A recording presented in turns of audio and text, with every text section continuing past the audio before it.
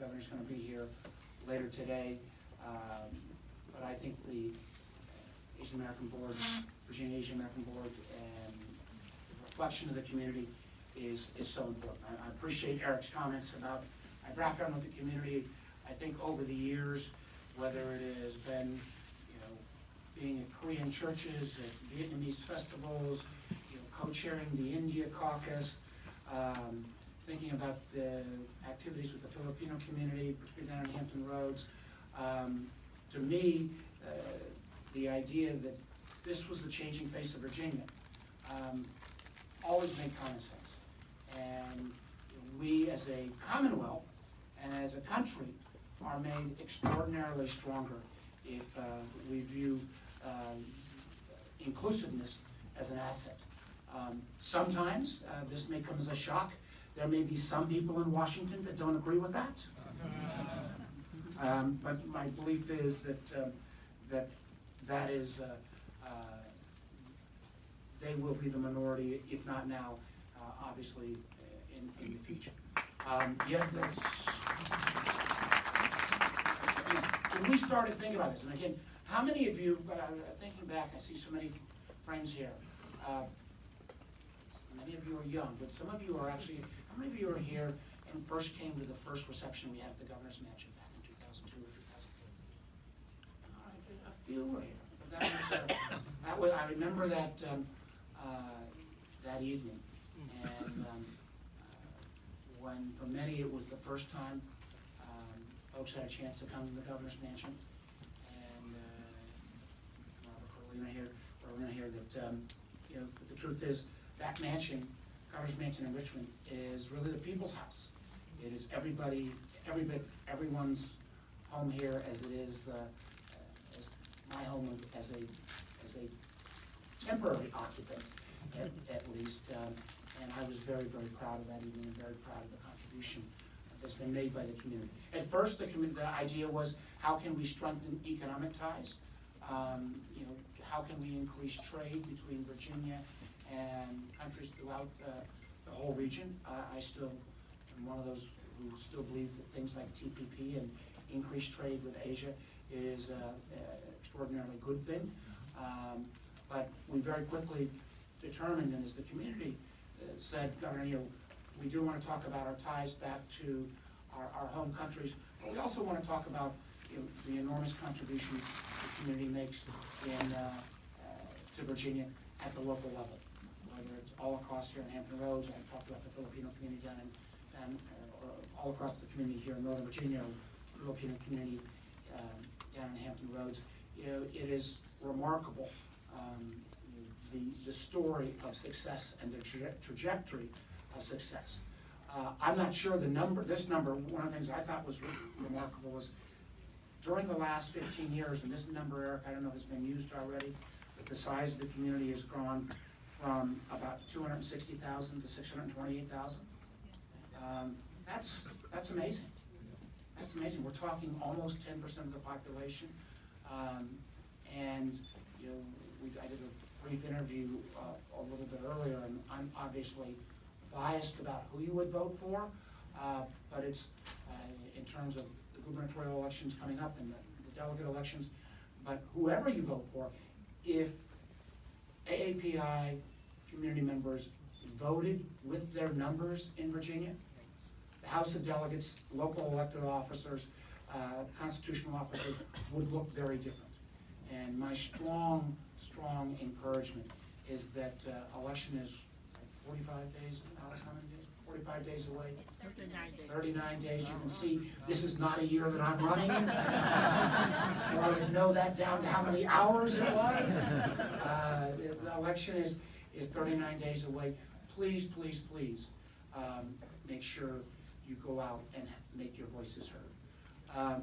It's also important that I give you a little bit of an update from things on Capitol Hill, because I know for many people there is great frustration of what's going on in Washington. I've said this before.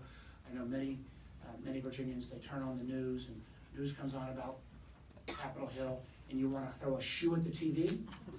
You feel that way? Mm-hmm. I feel the same way, and as you know, I'm inside the TV.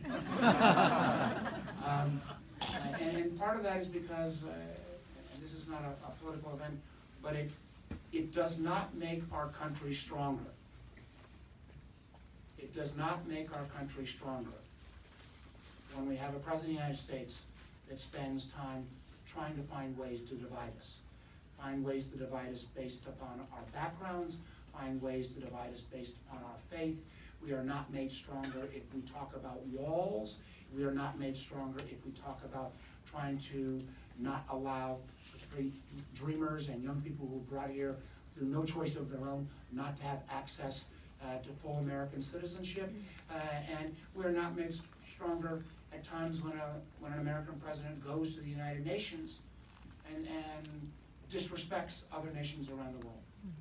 That is not who we are as Virginians. That is not who we are as Americans. Now, there are certain good news things I can report from Capitol Hill, and I want to go through two or three. One, you may have followed. We've had a little bit of a debate about health care over the last few weeks. And let me be the first to acknowledge that within Obamacare, or the Affordable Care Act, there's good things and there's bad things. Many people here in this room are small businesses. In many ways, Obamacare and the Affordable Care Act was not as responsive to small businesses as it needed to be. In many ways, the Affordable Care Act had too many bureaucratic hurdles for small businesses, particularly businesses with around 50 employees. There are things that we could do to improve it. But what we would not do to improve it, and what was so, I think, irresponsible of these efforts to repeal and replace, and it is remarkable that we've had, some of the people I work with have been saying for 7 years, let's repeal and replace, repeal and replace. They finally got power, and they had no plan. And the most recent plan that came up, the so-called Graham-Cassidy plan, made the earlier version of Trump Care look almost generous. This most recent version would have thrown literally tens of millions of Americans off health care. It would have dramatically cut back on Medicaid, and Medicaid is not just a program for poor. Medicaid is a program particularly, many of the people on Medicaid are children. Many of the people on Medicaid are people with disabilities. 2/3 of our parents and grandparents who live in nursing homes are there on Medicaid dollars, and the Graham-Cassidy program would have completely slashed Medicaid as we know it. And they were trying to rush it through in a way, not because they thought this was a good plan on actually fixing healthcare, but because they wanted to give President Trump a victory. And luckily, on the day that the debate was coming to a head, organizations like Standard & Poor's, which is not exactly known as a liberal group, it is a very pro-business group, came out and said that if that bill had passed, the country would have lost 580,000 jobs, and we would have lost $260 billion of economic activity. So the good news was, because of, I think some my brave Republican colleagues said, we won't do this, and we are now back to trying to figure out a bipartisan fix. One of the most important things we do in the short term on healthcare is stabilize the markets. And part of this is actually trying to encourage the Trump administration not to keep undermining and sabotaging healthcare, but actually work with us, Democrats and Republicans alike, to stabilize the market so that we can then go and find areas where we can find common fixes around Obamacare, where we can increase coverage but also decrease cost. And one area that I'm working on decreasing costs, and many of you know my background was as a business guy, but it is not fair that we as Virginians and Americans pay higher for our drug prices than other people throughout the whole world. The idea that Americans should have to pay for the R&D costs for drugs for the whole world just doesn't make any sense anymore. And we ought to use the purchasing power of the federal government to negotiate drug prices the same way other industrial nations do around the world. So we made some progress on defeating the healthcare bill, but more work to do. Still refuses to acknowledge this. And I will say that every other Trump appointee will acknowledge this other than the president. we know at least three things.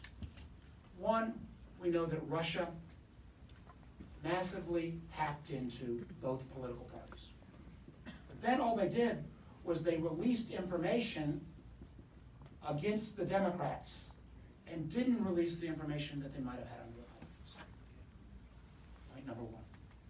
Point number two, we know that the Russians and Russian-related agents tried to interfere. They didn't change the vote totals, but they tried to interfere with 21 states' electoral systems.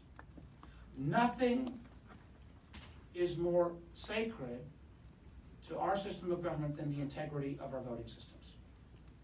And it was very disturbing to me that then candidate Trump, the only American presidential candidate ever in modern American history that questions, remember the whole time during the campaign he kept saying, well, the system may be rigged, the system may be rigged.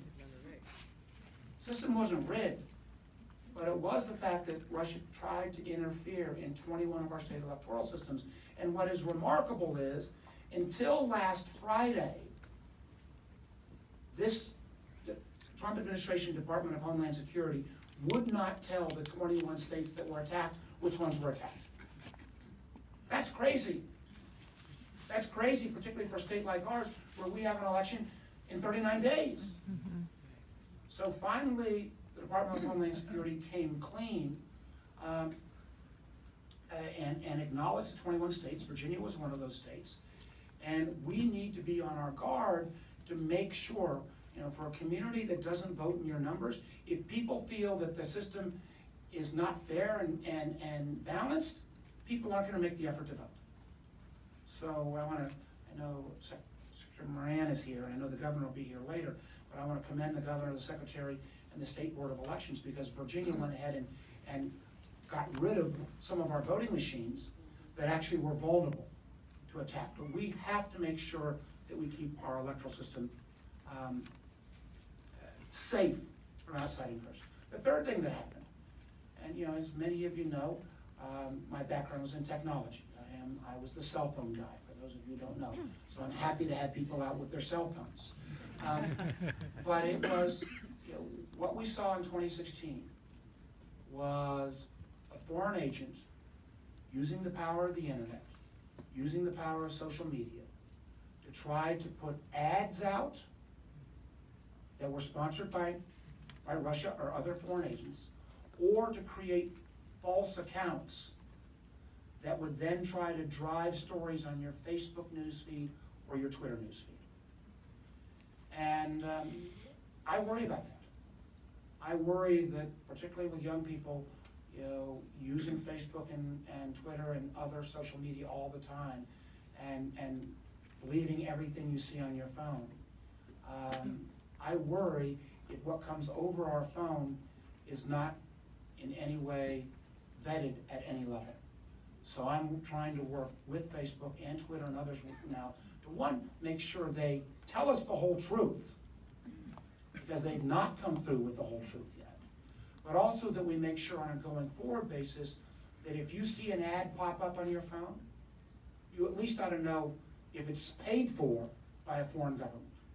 If you see a story that's trending, you ought to at least know, is that trending because your fellow Virginians or your fellow Americans were liking that group or thinking that story made sense, or was that trending because some foreign spy agency has got a series of fake accounts that are pushing that information? We as Americans at least deserve that knowledge. And what I worry about on this, and a final comment, and I'm not, we don't know yet whether there was conversations between folks in the Trump campaign and foreign agents. You deserve the truth. But what I do worry about at times is if you add up, and this what Russia did was not only in the United States. In the Netherlands, they hand counted all of the ballots because they were afraid of Russian interference. In the French elections, Facebook took down 50,000 accounts because of Russian intervention. And I've gone through a little bit of what they've done here in America. And what I worry about at times is if you add up all the money that Russia spent trying to intervene in our elections, all they spent in the French elections, all they spent in the Dutch elections, and then double it, you're still talking about less than the cost of one new fighter jet. So I worry at times, and I think it is very important that we keep our country very strong, but at times I worry with that, do we have the best 20th century military that money can buy? But increasingly we're in a world where conflict in the 21st century, maybe by misinformation, maybe by disinformation, it may be by hacking in. We're gonna have the former head of Equifax come in this week. It's outrageous that a company that none of us said to Equifax, hey, you get all our personal information, we don't even know you have that, and then they don't keep it more secure. So one of the areas that I'm trying to work on in the Senate, and I know I'm going much longer than my talk was supposed to be, is how we make sure we keep our country safe on a cyber basis, how we make sure we keep our democracy safe from outside influence and interference. And the most important way we can keep it safe is by participating, is by voting, by letting your voices heard. So I want to thank everyone from the AAPI community for your friendship over the last 20 plus years.